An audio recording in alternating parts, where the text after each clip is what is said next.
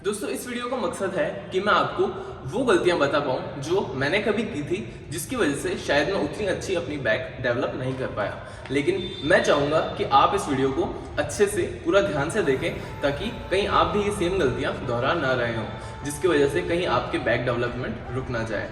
तो अगर आपको भी एक अच्छी एस्थेटिक बैक चाहिए तो इस वीडियो में बने रहें।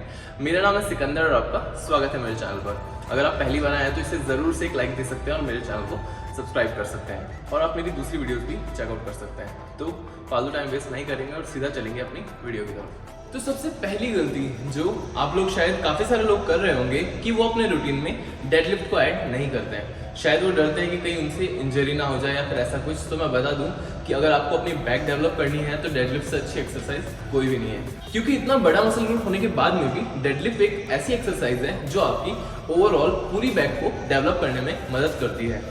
इवन स्टडीज ने प्रूव किया है कि जो लोग अपने रूटीन के अंदर डेडलिफ्ट को रखते हैं उन्हें बेहतर रिजल्ट मिला है उनके कंपैरिजन में जिन्होंने अपने रूटीन में डेडलिफ्ट को नहीं रखा है। मैं आपको परफॉर्म करके बताता हूँ तो आपको एक बेटर आइडिया लगेगा। दोस्तों आपकी जो बैक है वो बहुत ही बड़ा मसल है, तो आप सिर्फ एक एक्सरसाइज से उसे नहीं कर सकते पूरा। लेकिन डेडलिफ्ट एक ऐसी एक्सरसाइज है जो आपके लगभग हर मसल को टारगेट करने में मदद करती है, और खासकर आपके ट्रैप्स डेवलपमेंट के लिए। अगर आपको पता हो तो आपके ट्रैप्स ये है और ये लगभग मिड बैक तक जाते हैं। अगर आपको नहीं पता है तो मैं आपको एनाटॉमी दिखा दूंगा। हमारे जब ट्रैप्स अच्छे से डेवलप होते हैं तो हमारी बैक को एक बहुत ही अच्छा लुक मिलता है। मुझे इस बारे में थोड़ा कम पता था पहले, लेकिन जैसे जैसे मुझे नॉलेज हुई मैंने काफ़ी ज़्यादा इंप्रूव किया है। तो मैं चाहूँगा कि आप अपने रूटीन में ज़रूर से डेडलिफ्ट को ऐड करो, लेकिन ईगो लिफ्टिंग से बचें और प्रोग्रेसिव ओवरलोड पर ध्यान दें। और एक और चीज़ बताऊँगा कि आप इस एक्सरसाइज को अपने रूटीन में बिल्कुल स्टार्टिंग में रखें, क्योंकि काफ़ी ज़्यादा एनर्जी लगती है इस एक्सरसाइज के अंदर। तो चलते हैं हम अपनी दूसरी गलती की तरफ। तो दूसरी गलती हम क्या करते हैं गाइस कि हम सेम वेरिएशंस को बार बार दोहराते हैं। जैसे मान लीजिए मैं अभी एक लेट पुल डाउन मशीन पर हूँ, मैं आपको परफॉर्म करके बताता हूँ।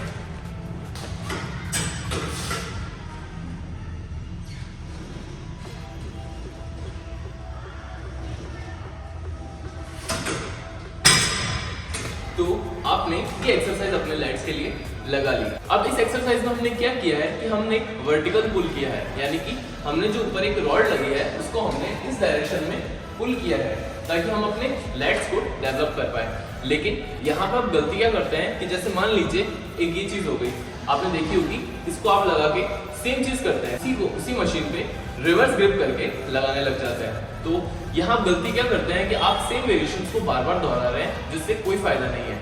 हाँ, मान लिया कि अलग अलग एंगल से वो ट्रेन हो रहा है, लेकिन आपको ये सेम डे करने की कोई जरूरत नहीं है। अगर आप हफ्ते में 2 बार ट्रेन करते हैं तो मैं आपको जरूर बोलूंगा कि आप नेक्स्ट टर्न के अंदर कोई दूसरा टूल यूज कर लीजिए, लेकिन सेम डे पे आपको करने की कोई जरूरत नहीं है। इससे आप सिर्फ बार बार उस मसल को फटीग कर रहे हैं, उससे कोई फायदा नहीं है। तो मैं आपको कहूंगा कि आप ये गलती दोहराना बंद कर दीजिए। ये सेम चीज हम दूसरी एक्सरसाइजेस में भी करते हैं। जैसे हमने बेंट ओवर रो लगाई, इसके बाद हम टी बार रो लगाने चले जाएंगे, या फिर ऐसी ही और कोई एक्सरसाइज जिसके अंदर सेम वेरिएशन हो रहा हो, तो उससे हमें कोई फायदा नहीं है। तो गाइस तीसरी गलती हम क्या करते हैं कि हम जो कॉन्ट्रैक्शन वाला पार्ट है उसे होल्ड नहीं करते, या फिर अपने रेप्स को बहुत ज़्यादा फास्ट करने की कोशिश में लगे रहते हैं। तो मैं बता दूं कि इस चीज़ से आपको कोई फायदा नहीं है। देखो, हर मसल के अंदर जैसे मान लो चेस्ट हो गया तो हमें उसमें दिख जाता है कि हम उस एक्सरसाइज को परफॉर्म कर रहे हैं, हमें मिरर में पता चल जाता है। लेकिन बैक के अंदर हमारा जो मसल एंड माइंड कनेक्शन है उसे डेवलप करना बहुत ज़्यादा मुश्किल होता है, क्योंकि हमें दिखाई नहीं दे रहा वो मसल। तो उस चीज़ को फील करने के लिए हमारे लिए कॉन्ट्रैक्शन ही सबसे अच्छी चीज़ है जो हमें उसमें मदद कर पाएगी। जैसे मैं आपको करके बताता हूँ।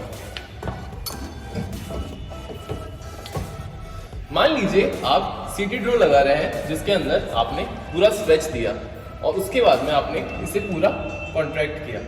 तो जब आप ये कॉन्ट्रैक्शन फील कर रहे हो तो आपको पता चलेगा कि हाँ, मैंने उस मसल को टारगेट किया। तो इससे आपका एक अच्छा मसल एंड माइंड कनेक्शन बनेगा, तो आपकी मसल डेवलपमेंट भी ज़्यादा होगी। तो बैक एक ऐसी मसल है जिसके अंदर मसल एंड माइंड कनेक्शन का होना बहुत ही ज़्यादा ज़रूरी है। तो इस गलती का आपको पूरा ध्यान रखना है कि आप ये नहीं कर रहे हैं। अब ऐसा नहीं है कि आपको सिर्फ इस एक्सरसाइज के अंदर इस चीज़ का ध्यान रखना है, आपको हर एक एक्सरसाइज में ध्यान रखना है कि आप अपने कॉन्ट्रैक्शन पर एटलीस्ट 1 सेकेंड का होल्ड दें। अब वो एक्सरसाइज कोई भी हो सकती है, जैसे हमने ये ले ली, इसमें हमने वाइड ग्रिप में हमारे बैक के लिए अपर बैक को टारगेट कर रहे हैं।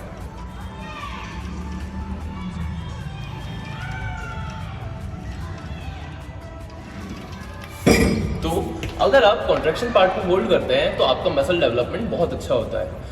गाइस, चौथी गलती हम क्या करते हैं कि हम ये सोचते हैं कि जैसे बैक एक बहुत ही बड़ा मसल है तो हमें उसके लिए कम से कम 7-8 एक्सरसाइज करनी पड़ेगी, तभी हम अपनी पूरी बैक को डेवलप कर पाएंगे। और यहीं आप गलत हैं, क्योंकि आपको अपनी बैक अगर डेवलप करनी है तो आपको हर पार्ट के लिए केवल एक वेरिएशन रखना है। जैसे मान लीजिए आपने डेडलिफ्ट लगाई, जिससे आपकी वैसे तो ओवरऑल पूरी बैक हिट हो चुकी है। उसके बाद एक आप लेट पुल डाउन मूवमेंट ले सकते हैं, जिससे आपके लेट्स टारगेट हो जाएंगे। उसके बाद एक आप बेंट ओवर रोल ले सकते हैं, जो आपके ऊपर है कि आप कहाँ पे उसको टारगेट कर रहे हैं। जैसे मिड बैक को से टारगेट कर लिया, उसके बाद आपने एक पुल ओवर मूवमेंट ले लिया। तो आपको ज़्यादा से ज़्यादा 4 एक्सरसाइज या 5 से ज़्यादा आपको नहीं करनी है, क्योंकि आपको अपने मसल को ज़्यादा थकाना नहीं है, उसे रिकवरी भी देनी है। तो इस बात को आपको पूरा ध्यान रखना है। अगर आप वीक के अंदर 2 बार अपने मसल्स को ट्रेन करते हैं तो आप बाद में जो एक्सरसाइज आपने नहीं ली है या फिर एक डिफरेंट वेरिएशन ट्राई करना चाहते हैं तो आप तब ले सकते हैं। इससे आपकी बैक और अच्छे तरह से ट्रेन हो पाएगी, क्योंकि वो अलग एंगल से हिट हो रही है।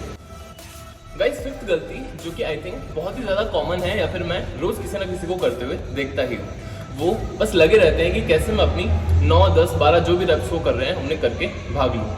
लेकिन अगर आप वो जो रेप्स लगा रहे हैं उससे अपने मसल को अच्छे से टारगेट ही नहीं कर पा रहे हैं तो उसका कोई फायदा नहीं है। जैसे मैं आपको बताता हूँ,